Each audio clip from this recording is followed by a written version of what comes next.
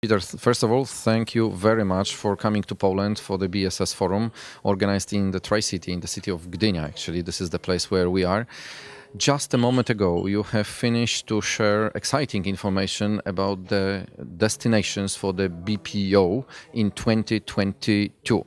Can you share with us some details about the survey, how those destinations were picked up, and what are number one, number two, and number three? Sure. So the survey was of 670 enterprise contact center decision makers, the individuals that would be purchasing outsourced services from a BPO.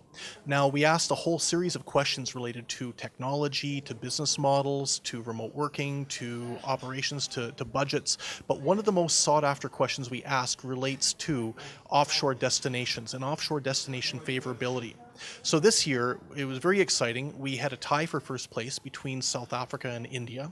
Second place was a tie between Poland and the Philippines. And third place goes to Malaysia.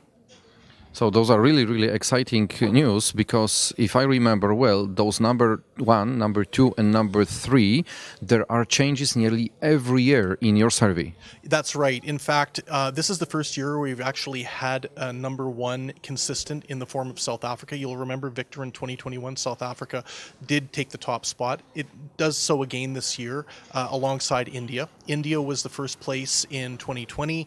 Obviously, we're delighted for Poland, the fact that it has moved from fourth place a couple of years ago to second place this year. As I said to the audience a little while ago, there's only one place for Poland to move to. Yeah, there is only one place, so we are trying to reach number one. Of course, this is exciting news for Poland, but Malaysia isn't a surprise.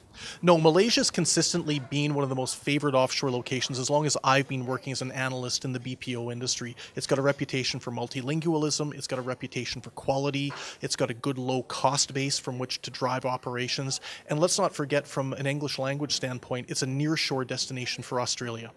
Are those elements which you just mentioned, those critical ones for the decision makers? Very much so, very much so. These are all critical elements, those and many other things too. So it's important to recognize that all the countries that made it to the top three this year are genuinely ones that have a good, well-rounded approach when it comes to outsourcing.